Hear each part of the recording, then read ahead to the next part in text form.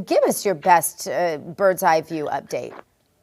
Yeah, so we've been told since the jump from Norfolk Southern, from CEO Alan Shaw, just to trust them. Trust them.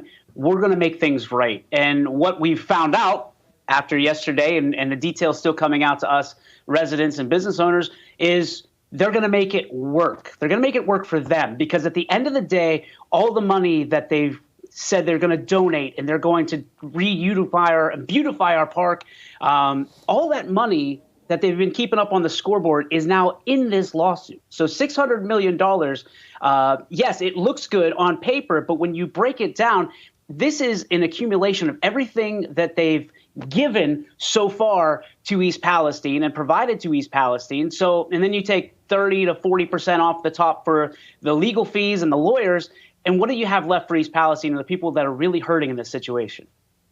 And tell us about the people that are really hurting in the situation. What's going on currently? Yeah, so there's people that are still sick. There's still people that are checking. As a father, I know it's tough. I've been saying this entire time that this is going to be the greatest American comeback, and I still believe that. But the problem is I still have to be a father first, and when my kids lay their heads down on the pillow at night, I worry about their safety, because we haven't been getting answers this entire time. And everybody knows that these legal battles can last 10, 20 years. And all of a sudden, this thing drops. And this was a settlement. This was agreed to by Norfolk Southern. This was agreed to by apparently our legal attorneys. And nobody asked us. This was, again, we've been completely bypassed in this situation, first by our government and now by the people that have been standing by us and saying, we're going to be here for you in Norfolk Southern. So this monetary amount you find unsatisfactory. You believe it needs to be more. How much does it need to be? Well, it's a great question. I mean, it boils down to me, at the end of the day, some of the rumors that have been going around from a 10-mile, 20-mile radius, that means that people in this lawsuit are going to get about $1,000 if they're lucky. And then what I've been told is there's a formula that is going to be either utilized or handled that is going to depend on what you get. So you might end up with less than $1,000 after this is all said and done. I don't know, and especially the $1,000 that Norfolk provided to the majority of the townspeople before, it didn't go very far, and they were taxed on it in the first place. So the monetary side of this is a little bit troubling, because there's a lot of people that are going to have these racked up bills and expenses that they've had for living outside of East Palestine and obviously getting taken care of from a healthcare standpoint. But guaranteed the lawyers got more than $1,000. DJ, when you say you want answers, what answers are you still waiting for specifically?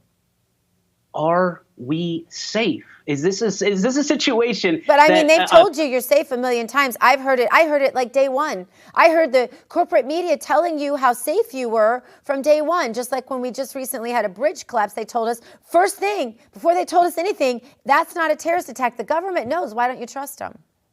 Well, yeah, they tell us a lot of things, don't they? But at the end of the day, look at the lawsuit. The fine print says we're going to give you $600 million, but we're not responsible for anything that happened during this entire time. There's something that doesn't add up about that. And when you look at this, the brass tacks is they're willing to settle because this is the bottom dollar. This is a $56 billion a year company. And for $600 million, and yeah, I'm not real great at math, I'm better with words, but at the end of the day, this is a win for them. They're going to make it work for them. At some point during this entire process, it went from being personal and people caring about us, Norfolk Southern caring about us and the well-being of our everyday, to it became a business decision. I mean, we sat in churches, we sat in rooms, in basements with Alan Shaw when this started.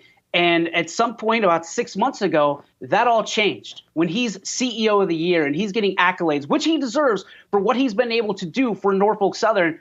But I think once again, East Palestine has been forgotten about.